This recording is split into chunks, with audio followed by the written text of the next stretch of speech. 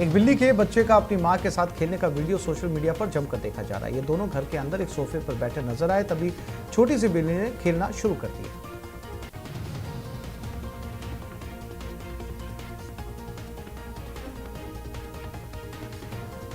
Social media पर एक कुत्ते का पियानो बजाने का वीडियो भी तेजी से वायरल हो रहा है। वीडियो में कुत्ता न सिर्फ पियानो बजा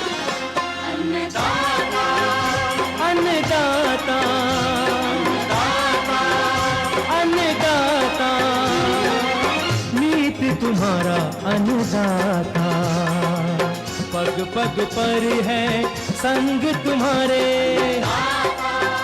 अन्नदाता। लहू किसानों का बन के पसीना सींचता है धरती का सीना। मेहनत का तेरी हक दिलवाने, नई तकनीक नई खोज बताने। पशुधन को गुणवान बनाना, पौध सुरक्षा को सिखलाना, खेती के सब गुर समझाने, भारत का सरताज बनाने। आठों पहर है संग तुम्हारे अन्नदाता,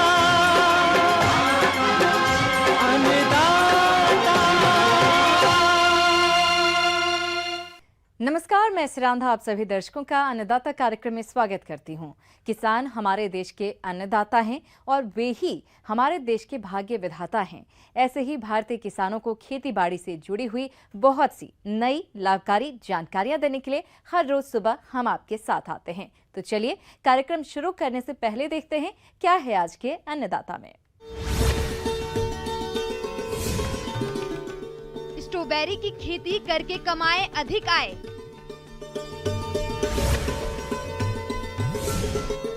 मधुमक्खी पालन शुरू करने से पहले किन किन बातों का रखें खास ध्यान।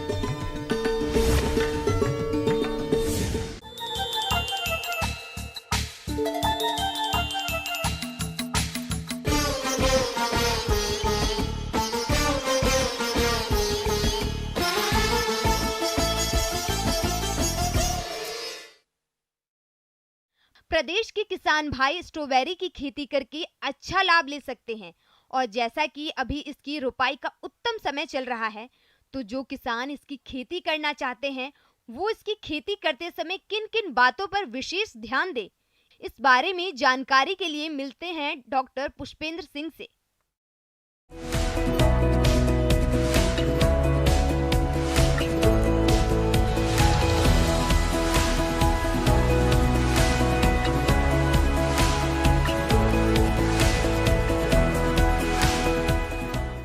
ये जो आप स्ट्रक्चर देख रहे हैं इसको वॉकिंग टनल स्ट्रक्चर बोलते हैं और एक तरह का ये प्रोटेक्टेड स्ट्रक्चर है। इसके अंदर हम स्ट्रॉबेरी ट्रांसप्लांट करने जा रहे हैं। हमें किसान भाइयों को अंदर जो पौध लगाने, जो स्ट्रॉबेरी हम पौध लगा रहे हैं उसके बेनिफिट हम बता देते हैं। एक्चुअल में होता क्या है कि अक्टूबर का माह चल रहा है, नवंबर दिसंबर का माह जैसे आएगा, जनवरी दिसंबर का उस समय वो टाइम होता है जिस समय पाला बहुत ज़्यादा पड़ता है। और ये अंदर जो स्ट्रक्चर है उसके अंदर बेनिफिट हमें ये मिलेगा कि अगर बरसात आती है, बेमौसम बरसात आती है या बेमौसम बहुत ज़्यादा पाला पड़ जाता है तो ये स्ट्रक्चर क्लोज है, जिससे पौधों को नुकसान कम होगा। लेकिन प्रॉब्लम क्या आएगी, सबसे बड़ी समस्या ये आती है प्रोटेक्टेड स्ट्रक्चर के अंदर कि पॉलिनेशन की बड़ी दिक्कत आती है, परागण जिसे अपन कहते हैं। स्ट्रॉबेरी एक पर परागित फसल है जिसे क्रॉस पॉलिनेशन कहते हैं। तो हम अगर इसको अंदर स्ट्रक्चर लगाए तो हमें आर्टिफिशियल पॉलिनेशन करना पड़ेगा, मतलब हमें हाथों से, ब्रश से या ब्लोवर से, या हम क्या करते हैं इसे कोने के अंदर मधुमक्खी का जो एक छत्ता होता है, जो बी कॉलोनी है, वो रख देते हैं और उसको भी हम एक साइड से ओपन कर देते हैं ताकि मधुमक्खी अंदर और बाहर दोनों तरफ से जाते हैं। इससे क्या होगा, बेनिफिट ये होगा कि परागण की जो कमी बाहर जो हो आराम से हो पा रही थी वो अंदर को हमें आर्टिफिशियल तरीके से करनी होगी। अब दूसरा बेनिफिट इसका ये कहीं ना कहीं ये भी होगा कि बेमौसमी जो एडवर्स क्लाइमेट है, वातावरण है, उससे इसका बचाव होगा। तीसरा, अंदर का जो फ्रूट होगा उसकी जो मिठास क्वालिटी कहीं ना कहीं बाहर वाले से ज़्यादा अच्छी होगी। अब बात करते हैं किसान भाइयों को खेत कैसे तैयार करना है, वो हमें बताता हूँ। सबसे पहले आपको क्या करना है, खेत तैयार करके ट्रैक्टर को चला के मिट्टी एकदम भुरभुरी करनी है। फिर आपको बेड बनाना है। बेड की ऊंचाई कम से कम आपको 20 सेंटीमीटर आपको बेड की ऊंचाई रखनी है। जब भी आप बेड बना रहे हैं तो प्रति एकड़ के हिसाब से आपको 50 किलो DAP, 50 किलो आपको MAP का इस्तेमाल करना है बेसल डोज के तौर पे। फिर किसान भाई जो सबसे बड़ी ज़्यादा गलती करते हैं, जैसे ही वो बेड बनाते हैं वो ट्रांसप्लांट कर देते हैं फसल को, लेकिन हमें ये गलती नहीं करनी है, क्योंकि जैसे ही आपने खेत तैयार किया है, जो बेड के अंदर मिट्टी के अंदर हद से ज़्यादा गर्मी होती है, तो हम क्या करते हैं 1 से 2-2.5 घंटे क्या करते हैं पानी चला के छोड़ देते हैं, जिससे जितना भी पानी नीचे तक है ना, ये आप देख पा रहे होंगे ये आधा गीला है, अभी खेत पूरा गीला भी नहीं है, आधा आपको मिट्टा गीला दिख रहा होगा, जिससे बेनिफिट ये होता है कि मिट्टी की जो गर्मी है वो सारी की सारी बाहर निकल चुकी है। अब हम जो स्ट्रॉबेरी की जो पौध हमने पुणे से मंगाई है उसको हम ट्रांसप्लांट करेंगे। अब ट्रांसप्लांट करना का पहली बात तो समय की बात करते हैं। जब भी किसान भाइयों को ट्रांसप्लांट करना है, जिसे बोलते हैं पौध प्रतिरोपण करना, वो हमेशा सांझ के समय करना है। सांझ के समय क्यों करना, उसका कारण मैं बताता हूँ। सांझ का करने का मेन उद्देश्य ये होता है कि जैसे आप पौध लगाओगे तो ये बाहर से एकदम कंट्रोल इन्वायरमेंट से इसमें एकदम हीटेड कंडीशन में आया है, उस समय प्लांट को शॉक लगता है। शॉक लगने से क्या होगा, और पानी उसकी जड़ें इतनी विकसित नहीं है कि वो पानी खींच सके, और अगर आपने सुबह लगाया तो बहुत ज़्यादा धूप होगी, धूप से क्या होगा पौधे को वापस से वाष्पीकरण से पानी का नुकसान बहुत ज़्यादा होगा। अगर इसी फसल को हम ट्रांसप्लांट शाम को करेंगे तो वो जो शाम के बाद में पूरा रात वाला टाइम होगा, तापमान एकदम नियंत्रित रहेगा और पौधे को समय मिल जाएगा कि अगली सुबह तक वो अपनी जड़ों को विकसित करके पानी जो खींचने की क्रिया है वो चालू कर सके। तो पौध प्रतिरोपण या ट्रांसप्लांटिंग किसान भाइयों को हमेशा शाम को करनी है। अब अगला सवाल ये आता है कि प्लांटिंग करते समय कितनी पौध से पौध की दूरी रखनी है और लाइन से लाइन की दूरी रखनी है। पौधे से पौधे की दूरी आपको रखनी है 30 सेंटीमीटर और लाइन से लाइन की दूरी आपको रखनी है 20 सेंटीमीटर। अब बात आती है, जैसे आपने ट्रांसप्लांट किया, ट्रांसप्लांटिंग के जस्ट बाद में जैसे हमें क्या करना है, पौध को नॉर्मल पानी से क्या करना है, इसका ड्रेंचिंग कर देनी है, जिससे इसके अंदर पानी की कमी नहीं आएगी और इसकी चारों तरफ नमी बनी रहेगी, जिससे जड़ आराम से विकसित हो जाएगी। खाद एवं उर्वरकों के उपयोग का मुख्य उद्देश्य पौधों के समुचित विकास और बढ़वार के साथ ही मृदा में अनुकूल पोषण दशाएं बनाए रखना होता है। इसीलिए रोपाई के बाद से इसमें फर्टिगेशन के रूप में NPK 19-19-19 की 25 ग्राम मात्रा प्रति वर्ग मीटर की दर से संपूर्ण फसल चक्र में देनी चाहिए। ये मात्रा 15 दिनों के अंतराल पर 4 से 5 भागों में बांटकर देनी चाहिए। स्ट्रॉबेरी में सूक्ष्म पोषक तत्वों का छिड़काव भी उत्पादन बढ़ाने में सहायक होता है। अब हमने क्या किया है, पौध प्रतिरोपण तो कर दिया, लेकिन कहीं ना कहीं इसमें मैदान में मिट्टी में उपस्थित जितने भी आपके कवक है, जिसे फंगस बोलते हैं, वो क्या करेंगे, इसके रूट जोन पे अटैक करेंगे। तो पौधे को इसे बचाने के लिए हमें क्या करना है, अगले दिन जैसे आज हमने ट्रांसप्लांटिंग की है तो उसके अगले दिन हमें क्या करना है, फॉसिटाइल एल्यूमिनियम 80% वेटेबल पाउडर जिसे बोलते हैं, इसका आप 1 ग्राम प्रति लीटर के हिसाब से इसको टंकी में मिला के इसका आप ड्रेंचिंग कर दीजिए। जिससे क्या होगा, जब ये इसकी जड़ विकसित हो रही है उस समय इसमें जो फंगस का अटैक है उसका जो नियंत्रण आप आसानी से कर लेंगे। नहीं तो क्या होगा, फंगस का अगर अटैक हो गया तो पौधे को बचाना बहुत ज़्यादा मुश्किल हो जाएगा, डैम्पिंग ऑफ से बड़ा बहुत ज़्यादा नुकसान हो सकता है। पलवार बिछाना स्ट्रॉबेरी उत्पादन में ये महत्वपूर्ण प्रक्रिया है।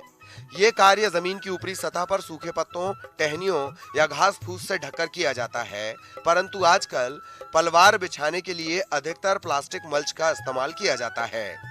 स्ट्रॉबेरी में इसका प्रयोग करने से फल सीधे मिट्टी के संपर्क में नहीं आते, इससे फलों को सड़ने से बचाया जा सकता है। साथ ही खरपतवारों का नियंत्रण करने एवं सिंचाई की आवश्यकता को कम करने का कार्य ये करती है। भी किसान भाई, अभी आप यहाँ पे देख रहे होंगे, यहाँ पे जब प्रोटेक्टर स्ट्रक्चर के अंदर लगा, हमने मल्च नहीं लगाई है, क्योंकि अभी जो अक्टूबर का माह है, यहाँ पे प्रोटेक्टर स्ट्रक्चर के अंदर हद से ज़्यादा गर्मी है, और गर्मी होने के कारण अगर अभी हमने लगा दी तो इसकी गर्मी और बढ़ जाएगी। तो इसके अंदर जो प्रोटेक्टर स्ट्रक्चर के अंदर मल्च लगाएंगे वो हम लगाएंगे थोड़े दिनों बाद में, जब पौध आराम से सेटल हो जाएगी। लेकिन ओपन फील्ड के अंदर हम अगर जब भी हम इसकी स्ट्रॉबेरी की पौधारोपण करते हैं तो किसान भाइयों को विशेषकर ध्यान रखना है कि उनको पहले मल्च लगाना है, मल्च के बाद ही उनको ट्रांसप्लांटिंग की क्रिया अपनानी। किसान भाइयों, अभी तक आपने खेती से जुड़ी हुई कुछ उपयोगी जानकारियां देखी। अब लेते हैं एक छोटा सा ब्रेक, जल्द ही लौटेंगे और कार्यक्रम में आगे भी है खेतीबाड़ी से जुड़ी हुई महत्वपूर्ण जानकारियां। आप बने रहिए हमारे साथ।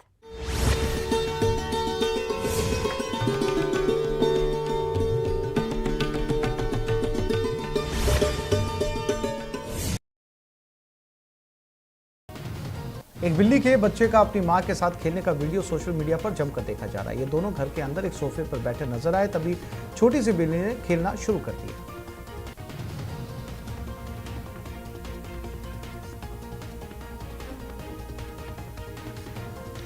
सोशल मीडिया पर एक कुत्ते का पियानो बजाने का वीडियो भी तेजी से वायरल हो रहा है। वीडियो में कुत्ता न सिर्फ पियानो बजाता दिखाई दिया बल्कि धुन बजाने के साथ साथ अपने अंदाज में गाना भी गाने लगा। एक शतुर्मुर्ग का बच्चे के साथ मस्ती करने का वीडियो इंटरनेट पर देखा जा रहा है। ये शतुर्मुर्ग बच्चे की नकल उतारता हुआ नजर आया। एक कुत्ते की बेवकूफ़ी का वीडियो सोशल मीडिया पर खूब देखा जा रहा है। वीडियो में कुत्ता टीवी देखता हुआ नजर आया, लेकिन टीवी पर बिल्ली को देखते वो उस पर हमला करने के लिए कूद पड़ा। हालांकि स्क्रीन के पास पहुंचकर जब उसे पकड़ नहीं पाया तो भौंकना शुरू कर दिया।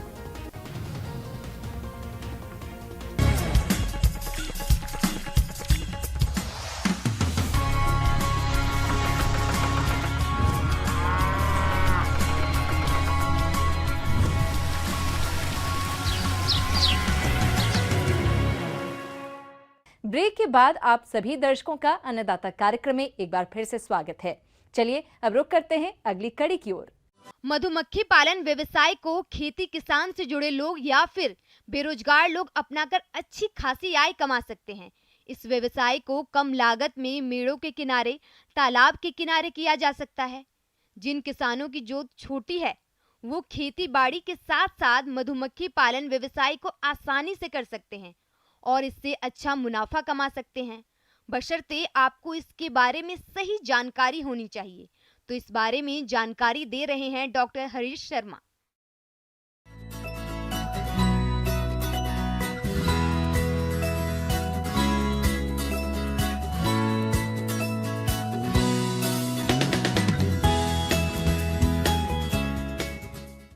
तो मधुमक्खी पालन आज के संदर्भ में एक बहुत ही महत्वपूर्ण विषय बन गया है। महत्वपूर्ण हमारे लिए भी है, किसान के लिए भी है और रोज़गार उपलब्ध करवाने के लिए भी है।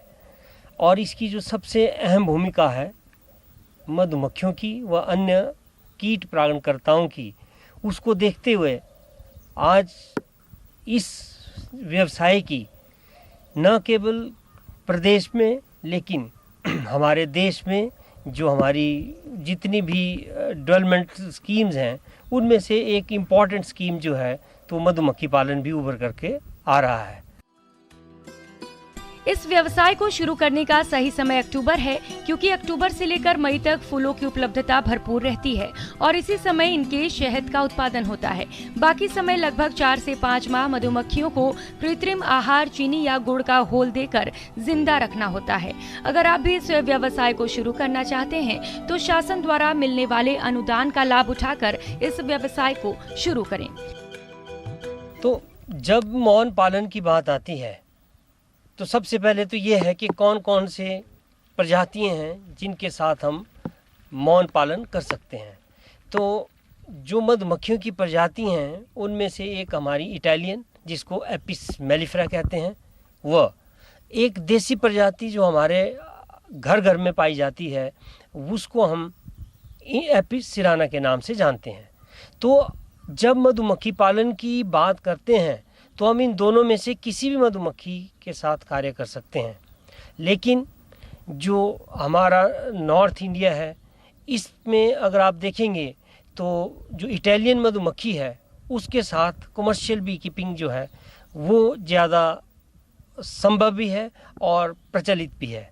लेकिन साउथ इंडिया की अगर बात करें तो वहाँ पर अभी अगर हम भुवनेश्वर वाली बात करें या और भी हमारे जो वेस्ट बंगाल की बात करें तो वहाँ पर अभी भी जो मधुमक्खी पालन है वो देसी प्रजाति के साथ प्रचलित है और बहुत सारे जो बी कीपर हैं वो इसमें कार्य कर रहे हैं।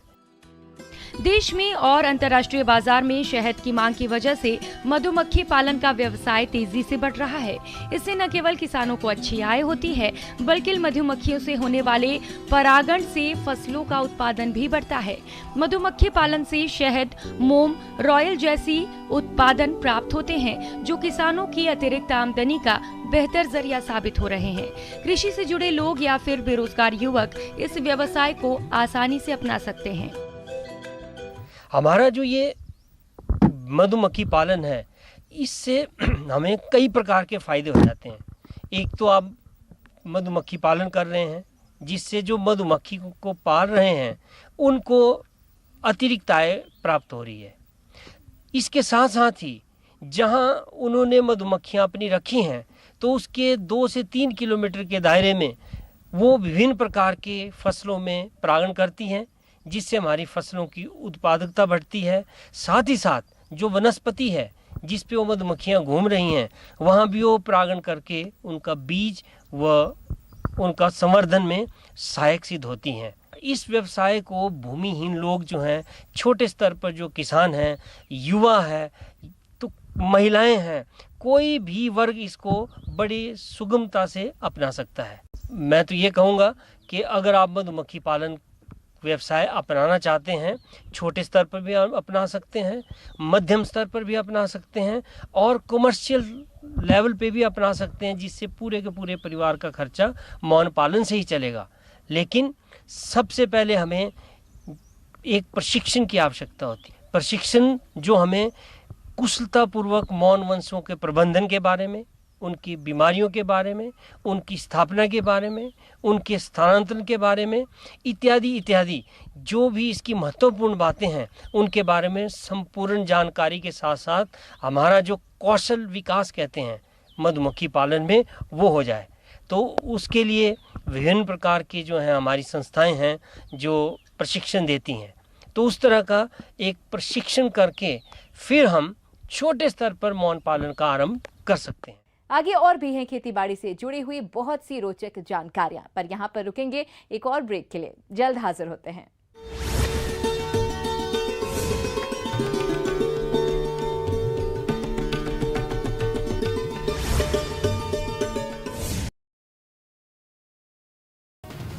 एक बिल्ली के बच्चे का अपनी मां के साथ खेलने का वीडियो सोशल मीडिया पर जमकर देखा जा रहा है। ये दोनों घर के अंदर एक सोफे पर बैठे नजर आए, तभी छोटी सी बिल्ली ने खेलना शुरू कर दिया।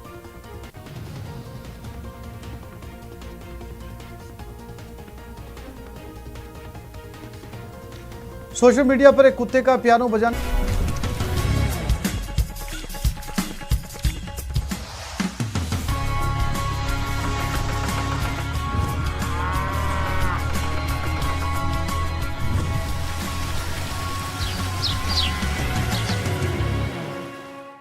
ब्रेक के बाद एक बार फिर से आप सभी दर्शकों का अन्नदाता कार्यक्रम में स्वागत है। बढ़ते हैं अगली प्रस्तुति की ओर।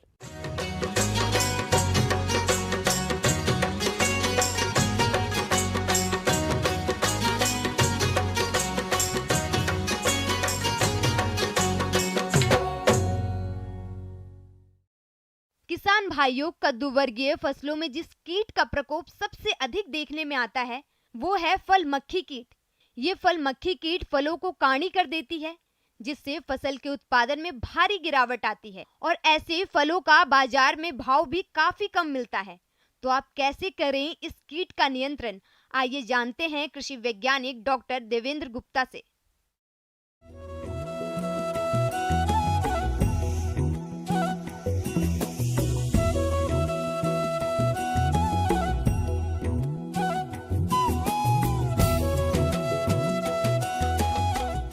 किसान बहनों एवं भाइयों, आज हम आपसे ये जो कद्दू वर्गीय सब्जियां जैसे कद्दू, घिया, तोरी, खीरा और टमाटर में एक मुख्य कीट की समस्या, जहाँ पर भी आप इस फसल को उगा रहे हैं वहाँ पर ये मुख्य कीट की समस्या होती है, जिसे हम फल मक्खी के नाम से जानते हैं या हम इसे फ्रूट फ्लाई भी कह सकते हैं।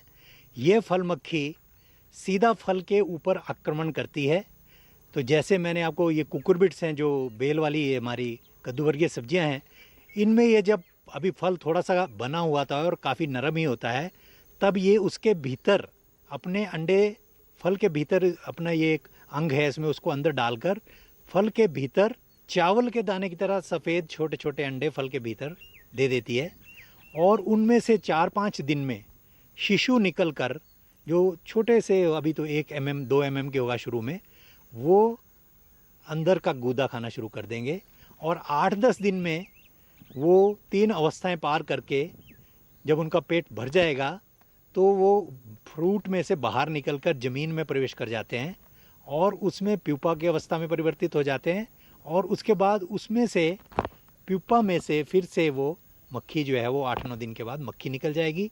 और ये जो जीवन चक्र हुआ अंडे देने से वयस्क बना, ये लगभग 1 महीना इसको लगता है और 1 महीने में एक जीवन चक्र पूरा हो जाता है। और जो आपकी क्रॉप्स लगी हैं उनके ऊपर इसका आक्रमण हो जाएगा। ऐसा देखा गया है कि यदि हम कोई भी नियंत्रण का तरीका ना अपनाएं तो कई बार 60, 70, 80% तक भी हमारी जो फसल है वो खराब हो जाएगी। बाहर से आपको जो फल अच्छा दिखेगा, लेकिन उसमें एक गोंद सा आपको नज़र आएगा, जिससे ये पता लग जाता है कि मक्खी ने इसके भीतर अंडे दे दिए हुए हैं। और जो टमाटर है उसको जैसे ही वो रंग परिवर्तित करने लगेगा अपना, तो उसके भीतर भी ये अंडे दे देती है। और जैसे ही हम उस टमाटर को कुछ दिन के बाद अगर दबाएं तो उसमें से वो थोड़ा सा झाग सा निकलना शुरू हो जाएगा बाहर को। उससे पता लग जाता है कि इसके भीतर भी अंडे ये फल मक्खी दे चुकी है। तो इसके नियंत्रण के लिए, क्योंकि किसान जो है उसका मुख्य जो एम है वो होता है कि नियंत्रण करना है। फल मक्खी का नियंत्रण करने के लिए ट्रैप का भी आप उपयोग कर सकते हैं। इनके नियंत्रण के लिए मिथाइल यूजिनाल ट्रैप बाजार में उपलब्ध है। इसका असर 2 माह तक रहता है, लेकिन अगर यह ट्रैप उपलब्ध नहीं हो पा रहा हो तो आप किसी प्लास्टिक बोतल का ट्रैप खुद ही बना सकते हैं। इसके लिए बाजार में उपलब्ध रसायन मिथाइल यूजिनाल, अल्कोहल और डाइक्लोरोबास का 4, 6 और 1 अनुपात का घोल तैयार करें और तैयार घोल में किसी लकड़ी के गुटके को 24 घंटे के लिए डुबोएं और जैसे कि विजुअल में दिखाई दे रहा है इस तरीके से गुटके को लगा दें, जिसमें फल मक्खी का नर कीट आएंगे और नष्ट हो जाएंगे। ये टैप 1 महीने तक अच्छी प्रकार से काम करते हैं। अगर ये कार्य आप नहीं कर पाते हैं तो एक और भी आसान विधि है। किसी घड़े या अन्य पात्र में गुड़ का गाढ़ा घोल बनाकर उसमें मेलाथियान कीटनाशी मिला दें और जगह जगह रख दें। इससे भी फल मक्खी कीट पर आसानी से नियंत्रण पा सकते हैं। ये जितने भी छोटे छोटे फ्रूट है जिन पे आपको मक्खी का आक्रमण नज़र आ रहा है, उनको आपने तोड़ लेना है। और जितने भी ये प्रभावित फल है, एक 2 फुट का गड्ढा, 2 फुट गहरा गड्ढा बनाकर उसमें डाल देने हैं और उसको ऊपर से मिट्टी से कोई 15-20 सेंटीमीटर की मिट्टी की एक परत उसके ऊपर कवर कर देना है, ताकि उनमें से मक्खी ना निकल सके। किसान भाइयों, फल मक्खी कीट के रासायनिक नियंत्रण हेतु कार्बेनिल 2 मिलीलीटर दवा को प्रति लीटर पानी में घोलकर फल वृक्ष पर छिड़काव कर दें, जिससे आप इस कीट पर काफी हद तक नियंत्रण पा लेंगे। लेकिन इंसेक्टिसाइड का छिड़काव करने से पहले आपको एक ध्यान रखना है कि या तो आप छिड़काव करने से पहले फल तोड़ लें, यदि आपको लगता है कि कुछ फल तोड़ सकते हैं, या फिर कम से कम 7-8 दिन का आप गैप दे दें छिड़काव के बाद, फिर फल को तोड़कर फिर मंडी में आप भेजें।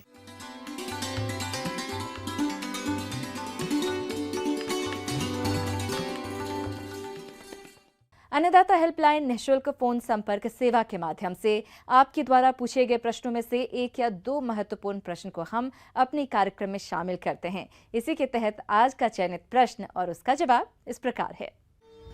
आज की अन्नदाता हेल्पलाइन में हमने जिस प्रश्न को शामिल किया है उसे पूछा है गांव चेकला, जिला जालौर के प्रभाकर शर्मा ने। आपने अरंडी की फसल में फली न बनने की समस्या के समाधान के बारे में जानकारी चाहिए है, तो इसके लिए देखिए कार्यक्रम का यह अंश।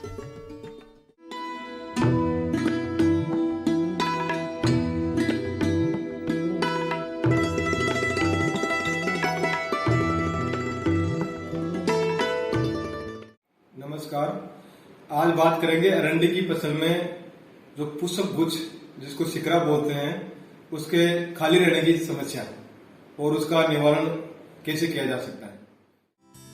किसान भाइयों, अरंडी की फसल में पुष्प के खाली रहने की एक गंभीर समस्या है और जैसे कि आपको नाम से ही पता चल रहा है कि यदि अरंडी की फसल में पुष्प ही खाली रह जाएंगे तो ऐसी फसल से क्या उत्पादन मिलेगा, इसका अंदाजा आप स्वयं लगा सकते हैं। सबसे पहले बात करेंगे कि जो अरंडी एक ऐसा पौधा है जिसके पुष्प, एक ही पुष्प गुच्छ जिसको शिकरा बोलते हैं, उसमें नर व मादा दोनों प्रकार के पुष्प पाए जाते हैं। नर पुष्प जो होते हैं वो पीले रंग के होते हैं और सफेद होते हैं। जो पुष्प गुच्छ होता है उसमें नीचे की तरफ पाए जाते हैं, और मादा जो पुष्प है वो गहरे हरे और लाल रंग के होते हैं और पुष्प गुच्छ में ऊपरी साइड में पाए जाते हैं। नर पुष्प में क्या पुंकेसर होते हैं जो प्रस्फुटन के बाद में परागकण छोड़ते हैं और उनसे मादा पुष्पों को गर्भित करने के बाद प्राकृतिक प्रक्रिया से स्वतः ही वो गिर जाते हैं। और इसका पुष्प गुच्छ में नर व मादा का अनुपात जो होता है, नर पुष्पों का अनुपात 10 से 15 प्रति 100 मादा पुष्पों पे होता है। मतलब 10 से 15 नर पुष्प और 100 का जो अनुपात है वो मादा पुष्पों का होता है। तो कभी कभार क्या होता है कि नर पुष्प गुच्छ में ज्यादा बनते हैं, इसलिए वो पूरा जो पुष्प गुच्छ है खाली रह जाता है। आरंडी की फसल में पुष्प के खाली रहने के कई कारण हैं। यदि किसान इन कारणों का पता करके फसल का सही तरीके से प्रबंधन करें तो इस तरह की समस्या से बच सकते हैं और इस होने वाली हानि से बच सकते हैं। तो इसका कारण क्या है, ऐसे होने जो समस्या है उसके कारण कैसे ऐसा होता है? इसमें पहला जो कारण है वो असामान्य तापक्रम, दूसरा जो कारण है वो असंतुलित मात्रा में खाद व उर्वरकों का प्रयोग करना, तीसरा कारण है जो संकर बीज तैयार करने की जो विधियां उसमें त्रुटि रह जाना, और चौथा कारण है जब आप सिंचाई कर रहे हो तो लवणीय पानी से उसकी सिंचाई कर देना, और वातावरण में सूखापन, ये इसके मुख्य कारण है। आरंडी की फसल में पुष्प खाली रहने की समस्या को देखते हुए ये जरूरी हो जाता है कि आप आरंडी की फसल से अच्छा उत्पादन लेने के लिए पुष्पों के खाली रहने की समस्या का समय रहते समाधान करें, ताकि आपको आगे चलकर आरंडी की फसल से आशा के अनुरूप उत्पादन मिल सके। अब इसको उपाय, इसमें क्या उपाय किए जा सकते हैं कि इसके जो शिकरा है या पुष्प गुच्छ है वो खाली रहे उसको रोका जा सकता है। उसके लिए मुख्य उपाय है कि एक तो समय पर अरंडी की बुआई करें, जिसका उचित समय है 15 जुलाई से लेकर के 10 अगस्त तक उचित समय में बुआई करें, ताकि ये जो नर पुष्पों को जो संख्या बढ़ने का जो कारण है वो कम हो और पुष्प गुच्छ में नर व मादा का जो अनुपात है वो बराबर बना रहे। दूसरा कारण है कि सिंचाई का प्रबंधन करें और लवणीय पानी से कभी सिंचाई नहीं करें। तीसरा जो है कि नाइट्रोजन, फास्फोरस, पोटास और सल्फर, जो 4 मुख्य पोषक तत्व अरंडी की फसल के लिए चाहिए, वो चारों का बराबर और संतुलित मात्रा में उनका प्रयोग करें, ताकि वो उनका इम्बैलेंस नहीं हो।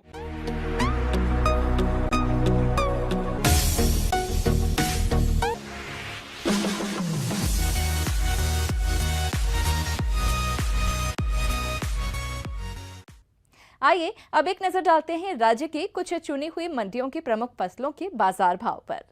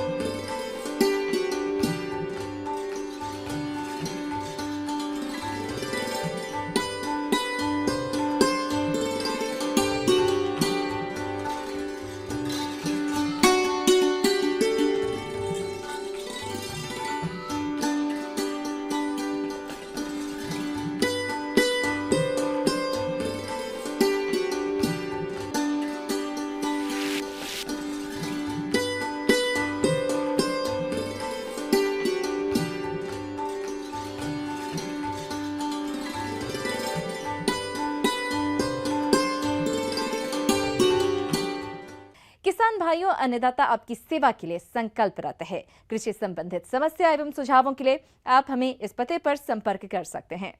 प्रोड्यूसर अन्नदाता, news 18 Rajasthan, Ramoji film city, Hyderabad 501512। साथ ही आप हमें ईमेल भी कर सकते हैं। हमारा ईमेल है p18अन्नदाता-rajasthan@nw18.com। इसके अतिरिक्त आप हमें निःशुल्क हेल्पलाइन नंबर पर सोमवार से शनिवार सुबह 10 बजे से शाम 4 बजे के बीच संपर्क कर सकते हैं। किसान भाइयों, अब समय हो रहा है आपसे विदा लेने का, तो हमारी पूरी अन्नदाता टीम को दीजिए इजाजत। कल फिर आपसे मुलाकात होगी कृषि संबंधित कुछ और महत्वपूर्ण जानकारियों के साथ। नमस्कार।